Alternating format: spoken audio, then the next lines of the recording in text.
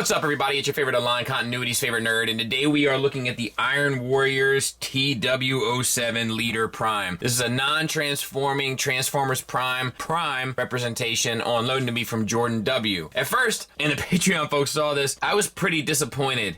Disappointed is probably the wrong word. Unenthused when sitting down to do this review because I was like, man, another transforming movie Prime. Just because I saw like little pictures on the back and I just assumed. And then when I got it like out of the box, I was like, oh, it's a Transformers Prime, and then I got a little bit of life in me. This is him without his bells and whistles and accoutrement added to. We will add that eventually. We will look at the figure without it so that I can keep my streak as much intact as possible. So with that being said, let's take a look at accessories.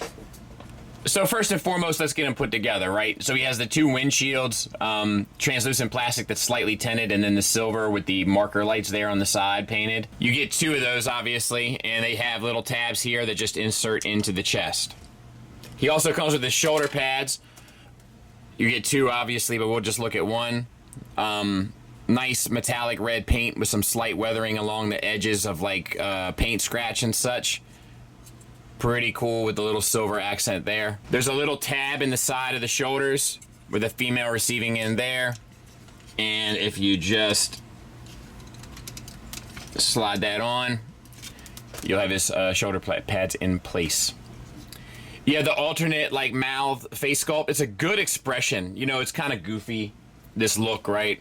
But it's a good expression for him nonetheless. Like, it's still pretty stoic and serious given what it is. Nicely sculpted, nicely painted. Most of the paint accents are consistent with the actual figure, so we'll talk about that when we get there. He comes with two small hand swords. They are decoed the same. We'll take a look at one. The red is consistent with what we've already talked about, and we'll talk about a bit more. And then the blades have like the silver paint with like the kind of like energon or energy effects on them, which I think is done well. To utilize them, you have to remove the hand from the wrist and then put them in there in its stead. You get two of these guns. They're decoed very similarly to the sword blades, except you have a little bit of red accents on there as well, and sculpted nicely, painted nicely. You do need this adapter, which they also provide. It has a male to female there. Just plug that in, and you'll see a consistent system, which you can then remove his wrist and once again peg in the guns in its stead. He comes with two big old swords. They are identical with one exception. One has a blue energon or energized blade, and one has a silver blade. It's up to you which one you'd like to choose. They both operate the same way. They have hilts. The hilts, oh, it's a tight fit.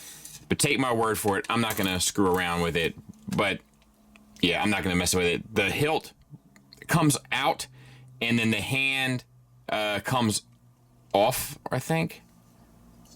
This piece, or maybe you just swap the hilts. But that's how it works. It's not like it's meant to hold it with the hands that he has like in the opening thing. Like it's meant to be used with this hand in conjunction with this hand. So that's how that operates. Go into a little bit of the detail. Nice sculpt work, tremendous sculpt work down here in the bottom of the hilt, and even this piece here. The fine detailings here are the gold pieces that are separate. Pretty cool. And of course that just pegs into his wrist as you would expect. He also comes with this adapter. It's just I think it's just a piece of die cast, nothing really to write home about. This piece here is what is supposed to store the sword. So it just latches on like that. And then that adapter piece just slides onto the back here, and like I said, you can just have him any which way you'd like, kind of like storing the sword, which is cool. Then he also comes with a gimmick which will light his eyes. You have to have the right battery for it. It wasn't included. And then the magnet, once you sit it next to the head, it turns the eyes on. And now we can go ahead and move on. Let's take a look at the figure. And we'll start by getting in tight on the head sculpt for Dennis, which I think is perfect. I think it's perfect. Painted beautifully. We have the silver, the gunmetal, and the blue, all in a metallic flecked finish, as well as the kind of flat but light blue for the eyes. I think it's smart. I think it's the way to do it. It's on a ball peg to the neck. which gets you up to there, down to there, swivel, confused prime look, get you everything that you would want. Let's back out a taste. We'll talk about the shoulders. And the shoulder pads obviously sit on top, but they do get up and out of the way. The shoulder itself is on a universal joint. It gets you out to 90 degrees, maybe like 88, if we're being really stringent. And then you get a swivel. The swivel does get jammed up in the... Whoop. It wasn't broken. This tire just pegs in, and the problem is that I think anyway that it may have been sitting a little bit off center. I'm not sure how that would have been possible, but I think it hit up against this and that popped it off. But you do get a significant butterfly joint on this hinge here. And oh, you know what would probably happen? By me trying to manipulate the shoulder, it started bringing the tire out. So if we just move the shoulder piece there, that will get you the full movement around. No problem. All right, let's continue. We have a bicep swivel. We have silver paint, red metallic paint. This assembly here is like, doesn't fit tight, which is a bit of a bummer. Nice sculpted detail in here as well. You have a double jointed elbow that gets you past 90 degrees. Nice paint on the elbow as well, silver and gold. And then you have the nice metallic red down here. The plastic does feel thin. It doesn't necessarily feel brittle though. Let's continue. The wrist, you have a wrist swivel where it pegs in. You also have a hinge in out. And the fingers, the thumb is on a swivel, isn't it? Yes.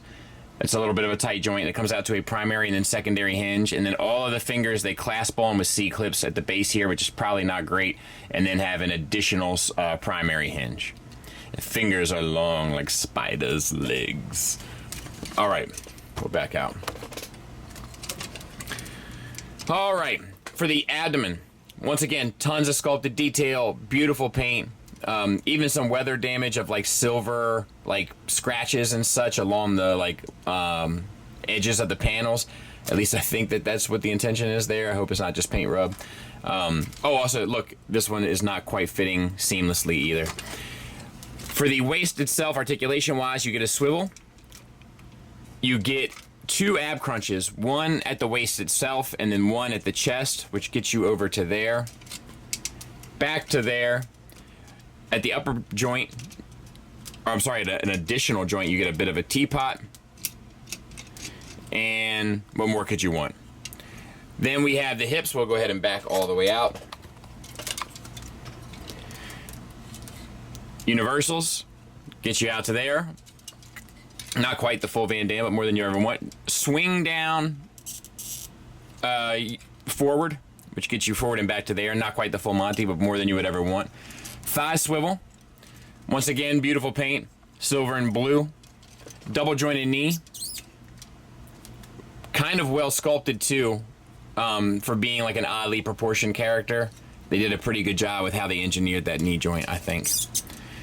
And then, once again, the same silver and blue details and painted beautifully. Absolutely painted beautifully. And then the tires have like a recessed paint for the tread.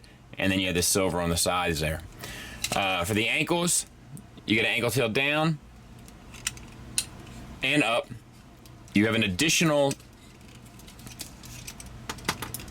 toe hinge up. And then the rocker, which is a little limited, but I think we'll be able to get him in some pretty good poses, which we'll take a look at here after we do the size comparisons. But there he is from the back, you know, clean as he should be, but nonetheless, he is that.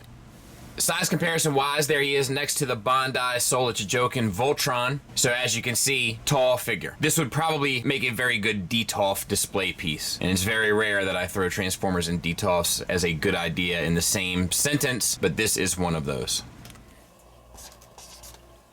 Final thoughts wise, we'll start with the negative. Like I said, the plastic is a little flimsy. It's a little thin. It does give it a very kind of cheap feel to it. The same can be said for some of the assembly, like we talked about with the bicep area. Like the panels don't feel like completely stuck together because they're just using tension. They're not screwed in to one another. And I could have used a little bit more of an ankle rocker. And honestly, those are my only real issues here.